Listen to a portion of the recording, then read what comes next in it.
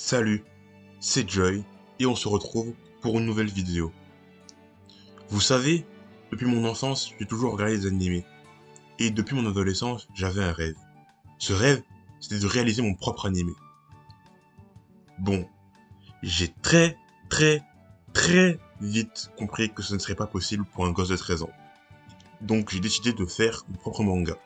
Et donc moi, du haut de mes 13 ans et de mon 1m65, je prenais mon crayon pour imaginer tout un tas d'histoires et j'en ai retenu deux.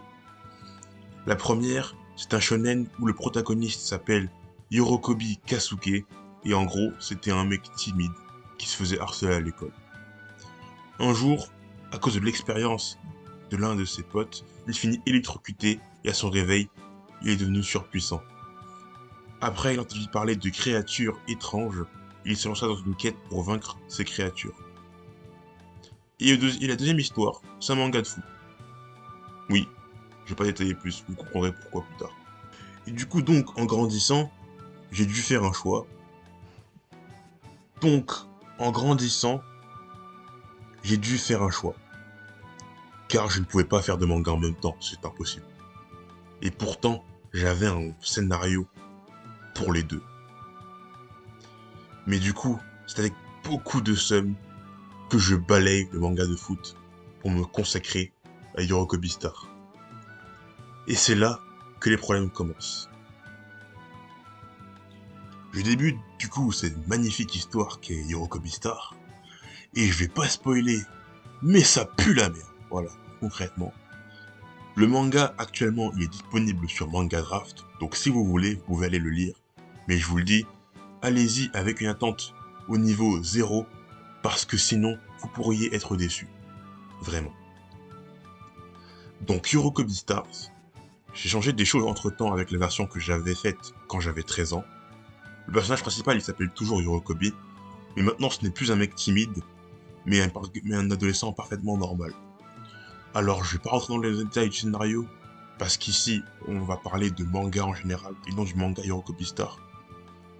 Donc du coup je vais parler surtout des erreurs que j'ai faites lors du processus de création de ce premier manga. Donc, dans ce manga, où pour l'instant je n'ai réalisé que 4 chapitres, et du coup sur ces 4 chapitres il y a 121 pages réalisées, et sur ces 121 pages, je n'ai pas fait un seul storyboard. Pas un seul. Oui je sais, tapez-moi. Mais en même temps les gars, je suis quelqu'un d'extrêmement fainéant, et j'avais la flemme de faire les storyboards. Je voulais juste dessiner en fait. Pour moi, c'est un peu une étape frustrante, donc je la skippais. Seulement, c'est une énorme erreur de faire ça. Le storyboard est une étape essentielle dans la création d'un manga. C'est à ce moment-là que tu peux gérer le rythme de l'histoire. Car si jamais tu veux faire des changements, alors que t'as déjà fait ta page bien soignée, et ben t'es foutu, voilà, t'es foutu. T'as perdu des heures et des heures. Donc c'est comme ça que je me retrouve à faire 30 pages pour un chapitre, alors que je voulais en faire 20.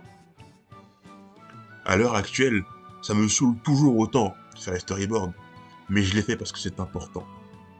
Donc, les gars, faites vos storyboards.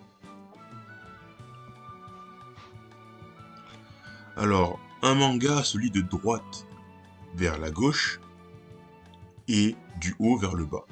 Bon, jusque-là, tout le monde me suit, mais du coup, il y a une chose que je n'ai pas prise en compte, c'est le flow de lecture. Est-ce que vous voyez un peu le flow de la lecture, donc le Z inversé? Eh bien, en fait, c'est le mouvement que doivent faire tes yeux parce que tu lis un manga, et il faut faire en sorte que le dessin guide le lecteur à ce sens-là. Eh bien, ce concept, c'est quelque chose que je ne savais pas du tout. Je pensais que du moment que je mets bien mes bulles dans le bon sens, ce serait bon, mais en fait non. Il ne s'agit pas que des bulles, mais également des éléments de la vignette qui doivent guider le lecteur dans le sens de lecture. Et ça, bah je faisais pas du tout, puisque c'était quelque chose dont je n'avais pas conscientisé du tout. Autant pour le storyboard, je savais qu'il fallait les faire, et j'avais délibérément choisi de ne pas le faire. Autant là, je n'en avais juste pas conscience. Les onomatopées, c'est très important. C'est ce qui te permet de représenter le son à travers des mots. Et à vrai dire, je ne sais pas utiliser les onomatopées. Parce qu'en fait, c'est toujours un énorme point d'ombre pour moi, parce que vraiment, je ne sais pas si je dois mettre des onomatopées en japonaise, ou alors en mettre des américaines, quelle onomatopée mettre, je ne sais pas quoi fait quels sons, à part les sons basiques genre boom pour une explosion, mais si je veux faire une onomatopée pour une porte qui se ferme, je ne mets quoi? Non, vraiment, c'est un vrai bordel, je n'y capte rien. Peut-être que je suis con, hein, et c'est extrêmement simple, mais je vous jure que c'est quelque chose dont je galère. Donc du coup, au début, je ne mettais pas de monobatopée. Il faut vraiment que je règle ça. Alors, cette erreur est plus une erreur technique et qui est purement due au dessin, cette fois-ci. C'est que je ne fais aucun décor, ou alors très très peu. Et la raison est la même que pour le storyboard, c'est que j'avais la flemme et que ça me faisait chier. Voilà, concrètement, je n'aime pas dessiner des décors. Mais vous n'imaginez pas à quel point je n'aime pas ça. Moi, ce qui me fait kiffer, c'est dessiner des personnages. Pas des murs, des chaises, des arbres, ou encore un ciel étoilé. Moi, tout ça, ça ne m'évoque rien.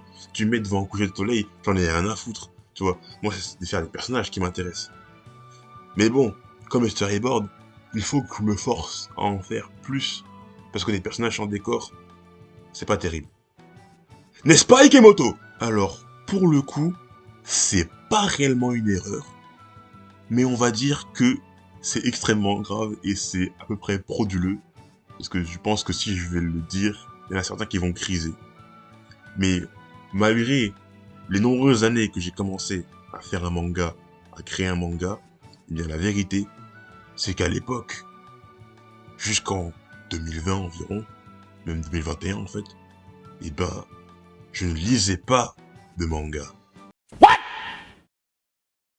What the fuck? Bah ouais, je vous rappelle que si vous avez suivi, mon rêve à la base, c'est de faire un animé. Parce que je regardais beaucoup d'animés, et ben je kiffais. Mais je ne lisais pas de manga. Et un jour, je me suis dit que ce serait peut-être, une bonne idée, que si je veux faire un manga, de lire des mangas.